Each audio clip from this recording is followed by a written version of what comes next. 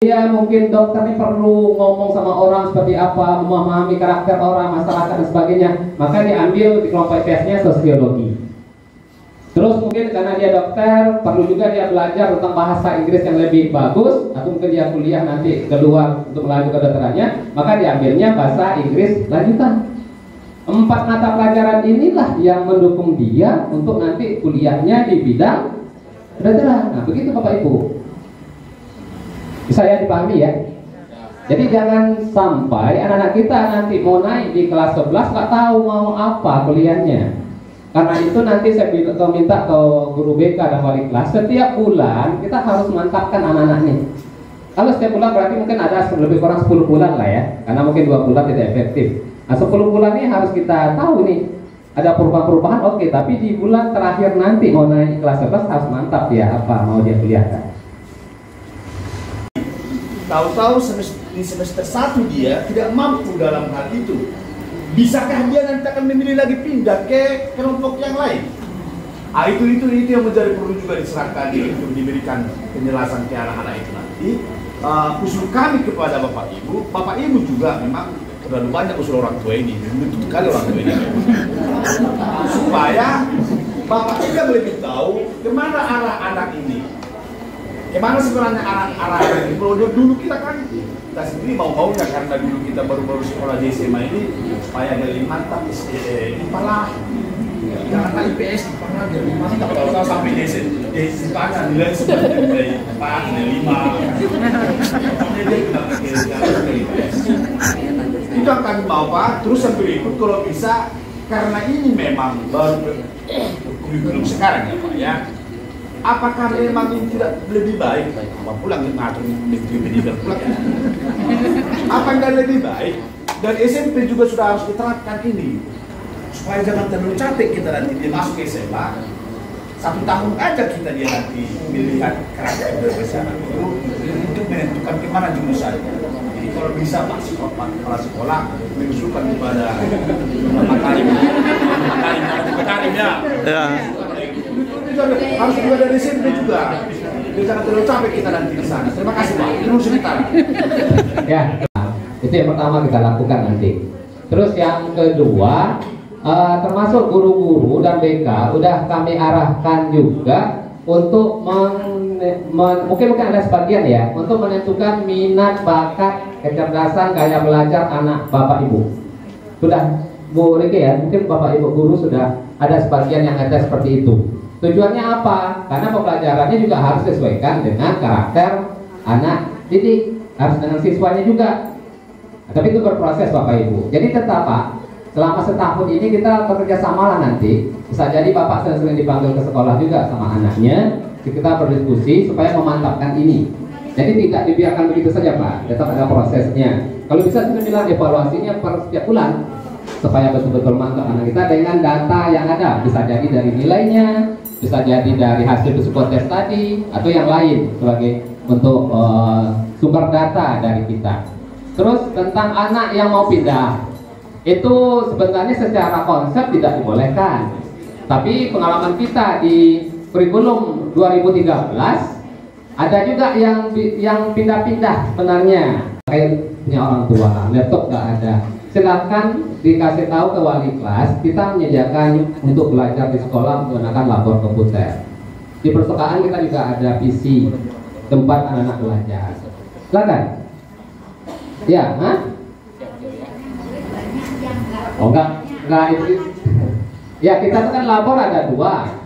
Labor komputer ada 40. Kemudian di perpus itu ada sekitar 6 ya, 46 siswa ya, bisa itu digunakan. Kalau seandainya pas belajar di rumah tidak punya sarana, tapi jangan pula karena di labor itu ada AC-nya Bapak Ibu. Jadi banyak kemarin pas ujian online kita, jadi anak nakal. Kami dikatanya HP kami tidak cantik namanya.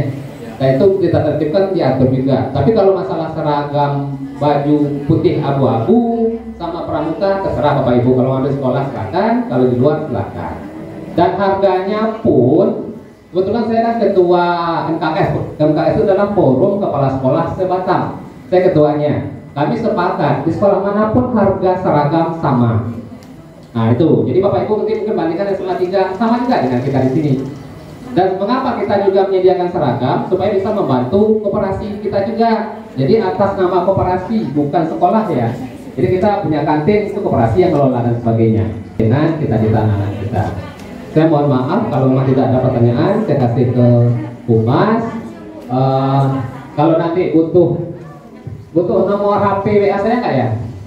Dan berusaha kita bersama-sama agar anak-anak kita ini mendapatkan yang sesuai dengan jurusan yang diinginkan. Dan ini penjurusan akan dilakukan setelah kelas 11, di kelas 11-nya. Jadi kelas 10 di fase E, Ananda kita semua sama, tidak ada dibedakan IPA dan IPS.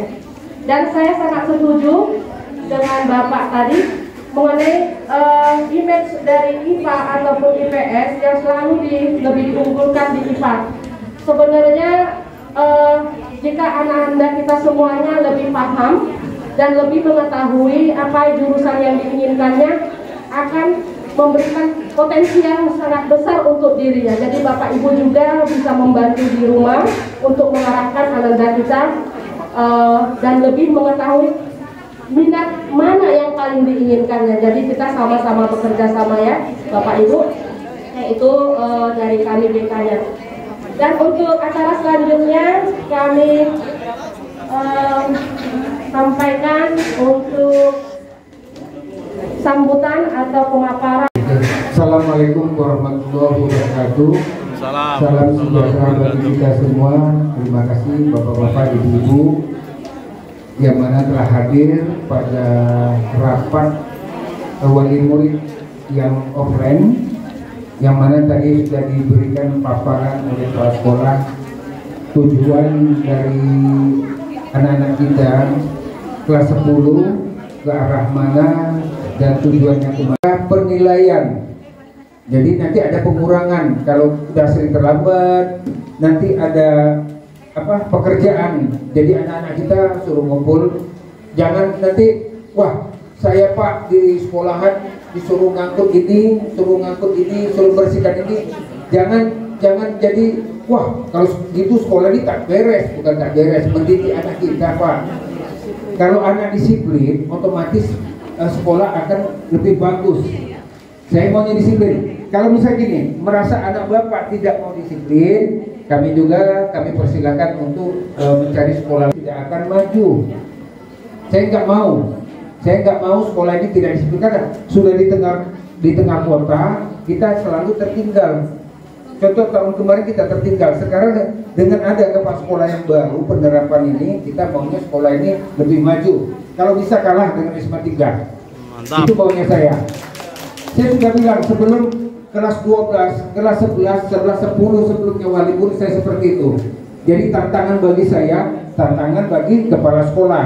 Makanya kita mendapat kelas, dapat pembangunan di Bapak Ibu lihat.